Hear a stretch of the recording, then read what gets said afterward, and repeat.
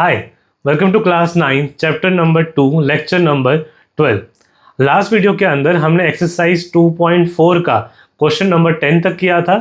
इस वीडियो के अंदर हम स्टार्ट करने वाले हैं क्वेश्चन नंबर 11। लेकिन क्वेश्चन नंबर 11 स्टार्ट करने के लिए हमें लास्ट वाली अलजेब्रिक आइडेंटिटी चाहिए होगी। तो लास्ट वाली नंबर 10 पर कौन सी आइडेंटिटी है और उसको कैसे यूज़ किया जाएगा क्वेश्चन नंबर 11 के अंदर हम कवर करेंगे इस वीडियो में। तो स्टार्ट करते हैं, लेट्स बिगिन। क्वेश्चन नंबर 11, ठीक है। क्वेश्चन नंबर 11 में लिखा है फैक्टराइज करवाना है इस एक्सप्रेशन को। और अगर आप एक्सप्रेशन चेक करो तो ये एक्सप्रेशन हमने जितनी भी अलजेब्रिक आइडेंटिटीज पढ़ी हैं उनमें से किसी से भी मैच नहीं करता है। तो इसके लिए आपको आइडेंटिटी एक और करनी है, जो आइडेंटिटी का नंबर होने वाला है लास्ट आइडेंटिटी नंबर 10। लेकिन बुक के अंदर इसका नंबर दिया हुआ है 8। कारण क्या है कि 8 मैंने ये करवाने के बजाय जो इससे पहले क्वेश्चन नंबर 9 में 2 क्वेश्चन आए थे वहां से 2 आइडेंटिटीज हमने और बनाई थी, तो 8 वो होगी और 9 वहां से आ गई। तो अगर मैं उन 2 को ऐड करवा दूं तो उसके अकॉर्डिंग जो हम अभी पढ़ने वाले हैं इसके लिए वो नंबर कौन सा हो जाएगा, 10। तो ये अलजेब्रिक आइडेंटिटी क्या है, ये कहती है कि अगर आपके पास किसी एक नंबर का क्यूब हो, किसी और नंबर का क्यूब और एक नंबर का और क्यूब आ जाए और इसके आगे माइनस करके उन तीनों नंबर्स को मल्टीप्लाई किया जाए 3 के साथ, ऐसा हो जाए तो ये पूरी जो एक्सप्रेशन है ये बराबर हो जाती है, इक्वल हो जाता है। सबसे पहले आपके 3 नंबर है ना, 3 नंबर्स वैसे के वैसे लिखो लेकिन प्लस करवाकर x plus Y plus z। तो ये बनेगा हमारा पहला ब्रैकेट। जो सेकेंड ब्रैकेट आएगा वहां पर आप हर एक नंबर का स्क्वायर स्टार्ट करो। जैसे कि पहले x का स्क्वायर करवाया, फिर y स्क्वायर करवाया और फिर z स्क्वायर करवाया। करने के बाद अब आपको माइनस करवाना है हर 2 नंबर्स के मल्टीप्लिकेशन एक बार में। जैसे फर्स्ट टाइम में मैं x को मल्टीप्लाई करवा रहा हूँ y के साथ, 2 नंबर हो गए। फिर y को मल्टीप्लाई करवा रहा हूँ z के साथ और जो बचा हुआ है लास्ट में हो जाएगा z मल्टीप्लाई बाय x। तो मेरे पास 3 नंबर का क्यूब हो माइनस 3xyz दिया हुआ हो तो ये प्रॉपर्टी बराबर हो जाती है इसके, और यही हमारी अलजेब्रिक आइडेंटिटी नंबर 8 है बुक के अकॉर्डिंग, ठीक है। और अगर आप अब इसको याद कर लो तो अब हम यहाँ कंपेयर करो तो ये वाला इससे मैच करने वाला है। स्टार्टिंग में एक नंबर का क्यूब, इसका क्यूब, इसका क्यूब, 3 का क्यूब आ गया। फिर लास्ट में माइनस करवाए कुछ नंबर लिखा हुआ है तो वो नंबर ये रहा होगा। अब अगर मैं इसको एग्जैक्टली ऐसा बना दूं तो ये चेंज होकर बन जाएगा राइट हैंड साइड में। और अगर ऐसा हो गया तो मेरे पास एक ब्रैकेट यहाँ आ जाएगा, मल्टीप्लाई में ये पूरा का पूरा सेकंड ब्रैकेट हो जाएगा। और अगर ये चेंज होकर 2 ब्रैकेट का मल्टीप्लिकेशन बन गया तो फर्स्ट हमारा पहला फैक्टर हो जाएगा और दूसरा ब्रैकेट हमारा दूसरा फैक्टर हो जाएगा, ठीक है। तो यही सेम करने वाले हैं। स्टार्ट करने के लिए ये प्रॉपर्टी यूज करोगे ना तो यहां पे लिख लेते हैं using identity x cube y cube z cube और फिर माइनस करवा के 3xyz। ये पूरा का पूरा बराबर हो जाता है पहले इन तीनों का सम, उसके बाद तीनों का अलग से स्क्वायर और लास्ट में माइनस करवाने के बाद xy yz और zx। अगर ये प्रॉपर्टी लगाना है तो मुझे x के ऊपर क्यूब चाहिए। x के ऊपर क्यूब है लेकिन 27 के ऊपर नहीं आ पा रहा, तो 27 का क्यूब रूट क्या होता है वो फाइंड करो और वो आएगा 3। और करने के बाद से उसके पूरे के ऊपर क्या आ जाएगा, 3x का स्क्वायर। अब ये हमारा x बन गया। y वैसे ही अकेला है तो y का क्यूब वैसे आ जाएगा, z भी अकेला है तो वैसे ही क्यूब की फॉर्म में है। अब लास्ट में मुझे क्या चाहिए होता है, आइडेंटिटी के अंदर लास्ट में 3 चाहिए, तो 9 में से 3 को अलग करवा दो। साथ में आता है आगे x और मेरा जो x है वो 3x है, तो फर्स्ट आ जाएगा 3x। फिर आगे y आता है, मेरा y है और जो z है वो z ही होने वाला है। एक बार क्रॉस चेक भी कर लो, 3 3 9, ठीक है। x y z negative negative, तो हमने इसको ठीक तरीके से ब्रेक करवाया है और ब्रेक करवाने की वजह से अब ये और ये सेम दिख रहे हैं, तो मैं इसको चेंज करवाकर राइट हैंड साइड की फॉर्म में लिख सकता हूं। स्टार्टिंग में उन तीनों का सम आएगा लेकिन मेरा x 3x है, ये y है, ये z है, तो पहले आएगा 3x प्लस करवाओगे y के साथ, फिर आएगा z। सेकेंड ब्रैकेट के अंदर आपको मल्टीप्लाई करवाना पड़ता है x को, तो x के जगह पर 3x आ जाएगा, उसका हो जाएगा स्क्वायर, y ही है तो उसका स्क्वायर, लास्ट में z का स्क्वायर। अब माइनस करवाना है सभी को, सबसे पहले xy आता है तो ये मल्टीप्लाई बाय ये 3x मल्टीप्लाई बाय y, फिर माइनस करवाओगे y इंटू जेड तो y इंटू जेड, और लास्ट में z इंटू एक्स, तो z इंटू एक्स के जगह आ गया 3x। बस एक लाइन और वो हमारा बन जाएगा फाइनल फैक्टर्स। तो इसके हिसाब से मेरे पास 3x y और z तीनों नंबर अलग अलग हैं, प्लस नहीं हो सकते। सेकंड ब्रैकेट में आ जाओगे, 3 का स्क्वायर ये हो जाएगा 9x का स्क्वायर, y का स्क्वायर y और z का स्क्वायर z स्क्वायर। फिर यहाँ पर ये 3 है, ये 3 आ गया x इंटू वाई हो जाएगा तो वो आ गया xy। फिर ये yz है, मल्टीप्लाई करवाया तो yz रहा, ये z इंटू 3 है तो 3 नंबर को लेकर आ जाओ आगे, z इंटू एक्स होगा तो z x आ गया। अब मल्टीप्लाई करवा दिया, X square Y square Z square X Y Y Z Z X, तो तीनों टर्म्स तीनों क्या 6 टर्म्स सारी अलग अलग हैं तो कोई प्लस माइनस नहीं होंगी। तो लास्ट में मेरे पास फर्स्ट ब्रैकेट ये बचा जो मल्टीप्लाई हो रहा है सेकंड ब्रैकेट के साथ, तो मेरा फर्स्ट फैक्टर मेरा सेकंड फैक्टर, तो गिवन एक्सप्रेशन को क्या करवा दिया मैंने फैक्टराइज। ठीक है, इस न्यू आइडेंटिटी को याद कर लो और क्वेश्चन नंबर 11 का यही एक पार्ट था, इसको नोट कर लो। इसके बाद स्टार्ट करते हैं क्वेश्चन नंबर 12। अभी जो हमने आइडेंटिटी की वहां पर था कि 3 का क्यूब माइनस 3xyz उसके बराबर होता है। ठीक है, अब जो क्वेश्चन नंबर 12 है ना वो कहता है कि वेरीफाई करो कि उन 3 का क्यूब माइनस 3xyz उसके बराबर होने के बजाय इसके बराबर भी होता है। तो वेरीफाई करवाना है, यानी कि आप लेफ्ट हैंड साइड पिक करो, सॉल्व करवाते करवाते ये बना दो, या फिर आप राइट हैंड साइड पिक करो, सॉल्व करवाते करवाते क्या बना दो लेफ्ट हैंड साइड। और यहाँ पे आप चेक करोगे तो x का क्यूब y का क्यूब z का क्यूब ये सारी टर्म्स अलग अलग हैं तो प्लस या माइनस नहीं हो सकती हैं, तो मैं यहाँ कुछ करवा ही नहीं पाऊंगा। अगर मैं यहाँ कुछ नहीं करवा पाऊंगा तो यहाँ से यहाँ आना बड़ा मुश्किल होगा। तो इजी करने के लिए क्या करेंगे, फिर से राइट हैंड साइड पिक करेंगे, राइट हैंड साइड पिक करके मल्टीप्लाई करवाने के बाद प्लस माइनस करवाने के बाद ट्राई करेंगे कि जो लास्ट में बचे वो हमारा क्या बचेगा लेफ्ट हैंड साइड। तो मैं इस केस के हिसाब से राइट हैंड साइड को पिक कर रहा हूं तो उसको सेम वैसे का वैसा लिख लो। सबसे पहले हाफ, फिर तीनों का सम, ब्रैकेट के अंदर, अब ब्रैकेट के अंदर ना यहाँ पर स्क्वायर ब्रैकेट है तो ये आगे बड़ा ब्रैकेट, उसके अंदर पहले x माइनस वाई का हमें होल स्क्वायर निकालना है, फिर हमें y माइनस जेड का होल स्क्वायर निकालना है, और फिर हमें z माइनस एक्स का होल स्क्वायर निकालना है। तो ये क्वेश्चन में काफ़ी लंबी कैलकुलेशन होने वाली है, तो उसके लिए इसमें बड़ा साफ साफ करना, ऐसा ना हो कहीं पर आपकी राइटिंग साफ ना हो तो आपने जो लिखा हुआ है वो आप गलत पढ़ लो और क्वेश्चन पूरा का पूरा गलत हो जाए। ठीक, स्टार्टिंग वाला जो ये पार्ट है हाफ वाला, इसको ऐसे ही रखते हैं, इसको लास्ट में डील कर लेंगे। अंदर की तरफ इसको ओपन करवाओ तो मेरे पास ये है a माइनस बी का होल स्क्वायर। तो यहाँ पर अगर प्रॉपर्टी यूज करो, मैं यहाँ पे लिख रहा हूँ, प्रॉपर्टी होती है a माइनस बी का होल स्क्वायर, ए स्क्वायर माइनस 2ab और b का स्क्वायर। तो सेम करवाना पड़ेगा, x माइनस बी का होल स्क्वायर है तो पहले आ गया x स्क्वायर, फिर 2 इंटू ए बी यानी कि xy, उसके बाद y का स्क्वायर। इसको ओपन करवाने के बाद ये आएगा, फिर प्लस लगाने के बाद अब ये भी ओपन करवाना है, ये भी सेम होगा a माइनस बी का होल स्क्वायर। तो सेम लगाओ, सबसे पहले y का स्क्वायर होगा, फिर माइनस करने के बाद 2 इंटू वाई जेड होगा और फिर लास्ट में z स्क्वायर होगा। ये मेरे फर्स्ट ओपन हुआ ब्रैकेट, ये सेकंड ब्रैकेट ओपन हुआ, और अब बारी है थर्ड ब्रैकेट की। तो उसमें z का स्क्वायर पहले आएगा, फिर 2 इंटू जेड एक्स आएगा और लास्ट में x का स्क्वायर आ जाएगा। ये आ गया हमारा तीसरा ब्रैकेट और लास्ट में इसको बंद कर लेते हैं। ठीक है, बाहर की तरफ अब भी उसको सेम में रख रहा हूं, अंदर की तरफ आ जाओ। अब यहां पर जो ये स्क्वायर वाले टर्म्स हैं, जैसे कि यहां पर x स्क्वायर है, ये y स्क्वायर है, ये z स्क्वायर है, इनको आगे लेकर आ जाओ।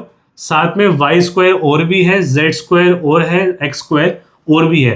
तो x स्क्वायर को x स्क्वायर से ऐड करवा दो, x स्क्वायर दो है मेरे पास, तो ये बन जाएगा 2x² और ये आ गया y² और ये y², तो ये भी 2y² हो जाएगा।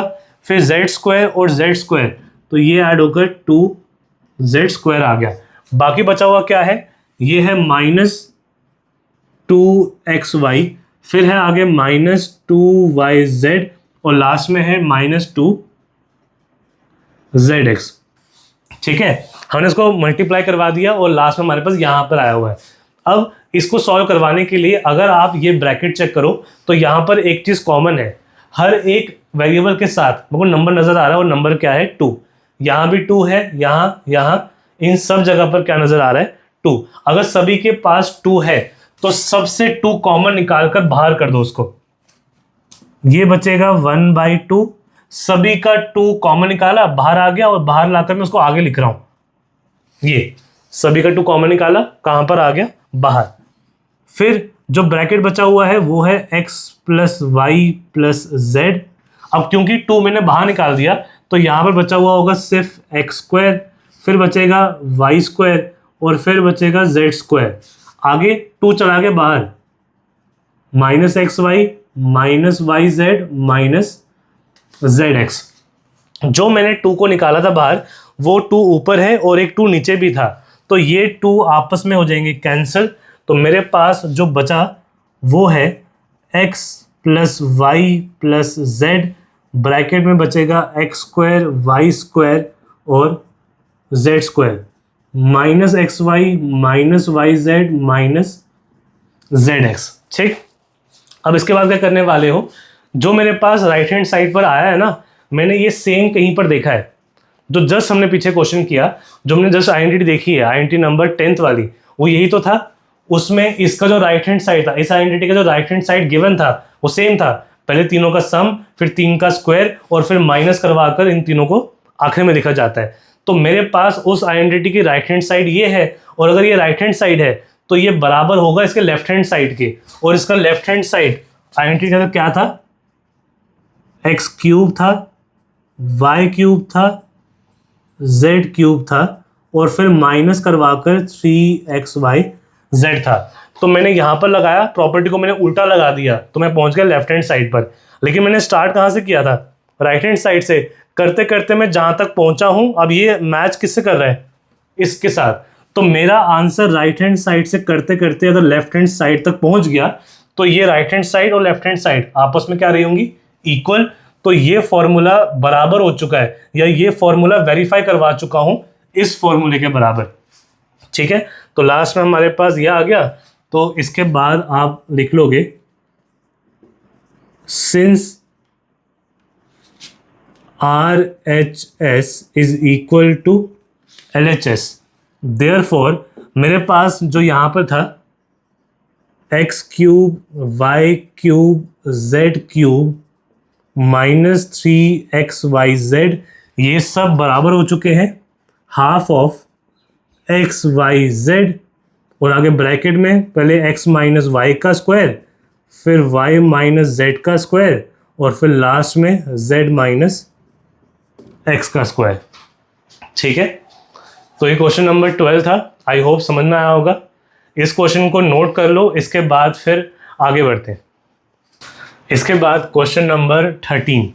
क्वेश्चन नंबर 13 में कह रहा है कि अगर आपके पास ऐसा केस आ जाए जहां पर 3 नंबर का सम x, y और z का सम कितना मिल जाए, 0, तो ऐसे केस में उन 3 नंबर्स का अगर क्यूब निकाला जाए तो क्यूब निकालने के लिए आप बड़े शॉर्टकट तरीके से निकाल सकते हो।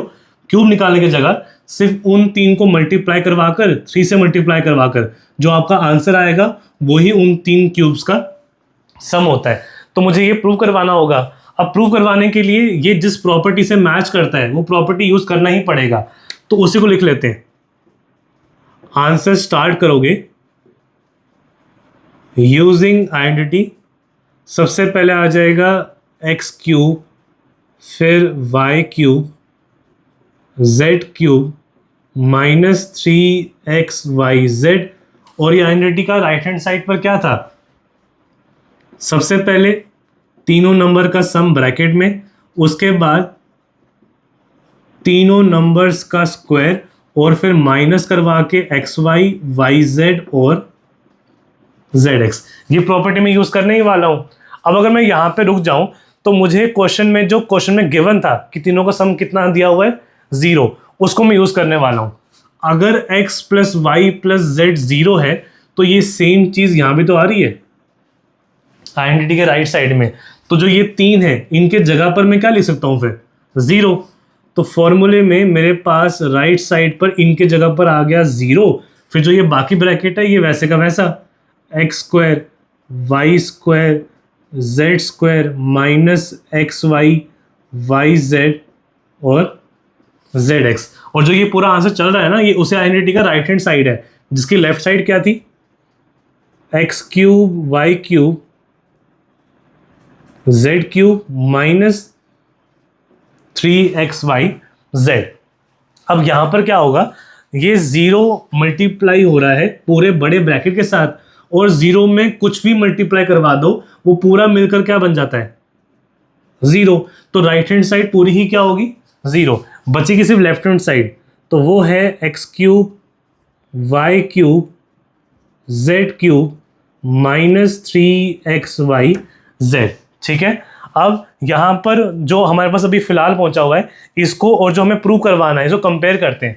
हमें प्रूव ये करवाना था कि 3 का क्यूब बराबर होता है उन 3 का मल्टीप्लिकेशन 3 के साथ। तो हम ऑलमोस्ट पहुंच चुके हैं। 3 का क्यूब चाहिए, 3 का क्यूब यहाँ पर है, 3xyz उस साइड पर चाहिए। तो ये 3xyz को इसको भेज दो आप राइट हैंड साइड पर। तो यहाँ बचेगा X cube Y cube Z cube, और ये माइनस वाला जब वहां जाएगा वहां जाके प्लस हो जाएगा, तो प्लस 3xyz। तो जो हमें प्रूव करवाना था वो आ चुका है, हेंस प्रूव्ड। ठीक है।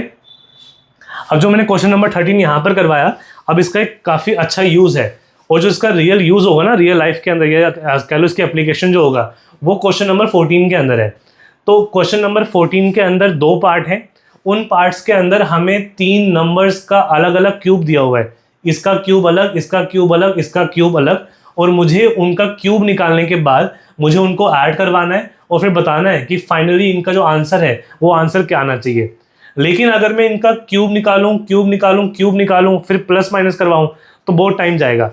लेकिन अगर मैं इस वाले क्वेश्चन को इससे कंपेयर करूं जो कहता है कि अगर 3 का सम 0 हो जाए तो वहां पर आप क्यूब निकालने के बजाय आप ऐसे भी निकाल सकते हो। तो चेक करते हैं कि मेरे पास जो 3 नंबर हैं -12, 7 और 5, क्या इनका सम मिलाकर 0 आ रहा है या नहीं आ रहा है।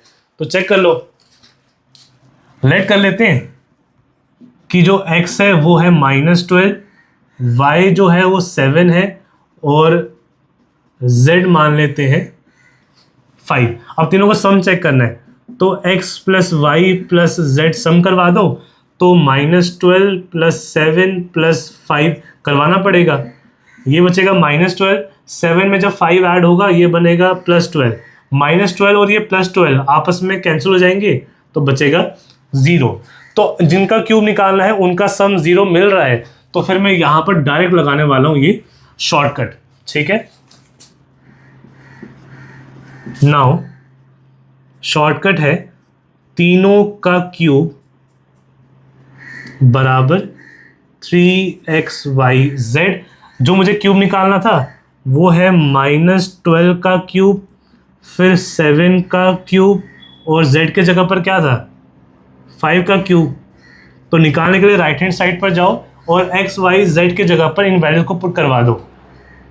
3 multiply -12 multiply by 7 multiply by 5।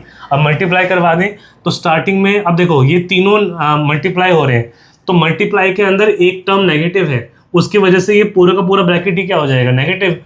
तो इसके नेगेटिव को यहाँ से निकाल कर इन सभी के आगे लेकर आ जाओ, तो पूरे आंसर के सामने क्या आ जाएगा नेगेटिव। फिर ये जो 12 है ये 12 3 से मल्टीप्लाई होगा, वो आएगा 36, 7 5 से होगा ये आएगा 35, और जब आप इन नंबर्स को मल्टीप्लाई करवाओगे तो फाइनली आपका आंसर आएगा 1260। तो मेरा फाइनल आंसर आ चुका है बिना क्यूब निकाले।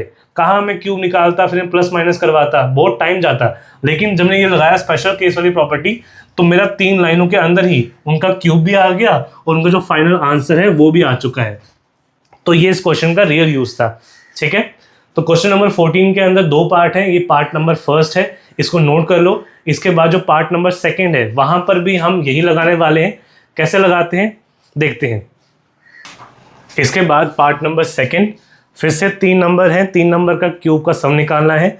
और अगर इन 3 नंबर्स का सम अलग से निकालने पर अगर मुझे 0 मिल जाता है तो मैं वहां पर लगा पाऊंगा क्या चीज़, ये शॉर्टकट मेथड। ये चीज़ याद रखना, ये फॉर्मूला सब जगह पे काम नहीं करेगा। ये फॉर्मूला सिर्फ वहीं पर लगा सकते हो जहां पर तीनों का सम कितना दिया जाए, को 0 दिया जाए। ठीक है, तो चेक कर लेते हैं।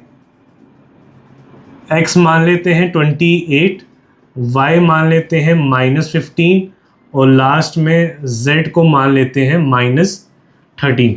तीनों का सम चेक करना होता है, x plus Y plus Z. तो 28 प्लस करवाने के बाद उसका खुद का साइन क्या था, -15, प्लस करवाने के बाद -13। आगे हो जाएगा 28 प्लस माइनस माइनस, तो ये -15 बन गया, प्लस माइनस माइनस -13 बन जाएगा। आगे की तरफ 28 है, माइनस माइनस, तो इनको प्लस करवाना पड़ेगा और साइन नेगेटिव रहेगा। 15 में जब 13 को ऐड करवाते हो तो वो आता है 28, तो 28 प्लस वाला 28 माइनस वाला कैंसिल, आंसर आ गया 0। 3 नंबर्स जिनका क्यूब निकालना है उनका सम 0 आ रहा है, तो फिर आप वहां पर आओगे और लगाओगे ये स्पेशल केस। मैं स्टार लगा रहा हूं, सब जगह में इसको अप्लाई करवा देना। Now x cube Y cube Z cube बराबर आ जाएगा 3xyz, लेकिन जो हमारे लिए x है वो है 28 क्यूब, y है -15 क्यूब और z के जगह पर -13 क्यूब। हमें क्यूब नहीं निकालना, हमें सिर्फ राइट हैंड साइड निकालना है। तो 3 जाओगे, 3 के आगे 28 आ जाएगा, मल्टीप्लाई -15 और फिर -13। तो मेरे पास ये माइनस और ये माइनस आपस में बन जाएगा प्लस। तो जो मेरा फाइनल आंसर आने वाला है वो आंसर मेरा प्लस में आएगा। और जब आप इन चारों नंबर्स को, इन चारों को मल्टीप्लाई करवाओगे, जो आपका एंड में आंसर बनेगा वो आपका आंसर आएगा 16380। आप खुद रफ में ट्राई करना, देखना कि इन सभी को मल्टीप्लाई करवाकर आपका आंसर ये आ रहा है या फिर नहीं आ रहा है। और ये हमारा फाइनल आंसर होगा। तो इन तीनों का क्यूब का जो सम है उसका आंसर इस नंबर के बराबर है। ठीक है, आई होप आपको ये शॉर्टकट तरीका समझ में आया होगा और क्वेश्चन नंबर 14 के ये दोनों ही पार्ट समझ में आएंगे। इसको नोट कर लो। इसके बाद क्वेश्चन नंबर 15 स्टार्ट करते हैं। इसके बाद क्वेश्चन नंबर 15। अब यहाँ पर क्वेश्चन नंबर 15 और 16 थोड़ा डिफरेंट है। यहाँ पर हमें एरिया गिवन है, क्वेश्चन नंबर 16 के अंदर हमें वॉल्यूम गिवन है और हमें उसमें से फाइंड करवाना है कि जिसका एरिया गिवन है उस रेक्टेंगल का लेंथ क्या होगा और ब्रेड्थ क्या होगा। तो ये क्वेश्चन कैसे होगा, इस क्वेश्चन को अगर स्टार्ट करें तो ये वीडियो काफ़ी लंबी हो जाएगी। तो फिलहाल के लिए इस वीडियो को मैं यहीं पर एंड कर रहा हूँ। आई होप आपको क्वेश्चन नंबर 15 से पहले क्वेश्चन नंबर 14 तक पूरा समझ में आया होगा। क्वेश्चन नंबर 15 ये हम स्टार्ट करेंगे नेक्स्ट वीडियो में। तो मिलेंगे नेक्स्ट वीडियो में। Thank you, have a nice day.